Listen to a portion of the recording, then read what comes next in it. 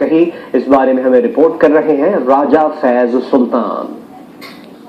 آج جب کتاب اور مطالعہ ناپید ہوتا چلا جا رہا ہے، ایسے میں ریڈنگ میں بسنے والی پاکستانی کمیونٹی اردو ادب اور زبان کو نئی نسل تک منتقل کرنے کا عمل جاری رکھے ہوئے ہیں۔ فرخندہ رضوی بھی ایک ایسی شاعرہ ہے جنہوں نے گھریلو ذمہ داریوں کے ساتھ ساتھ اپنی پانچویں تخلیق قلم خندہ کو منظر عام پر لا کر خواتین کے ادبی سفر کو آسان بنا دیا ہے۔ عورت کا ہی کام ہے، چونکہ ہم انسان مرد تو تخلیق نہیں کر سکتے۔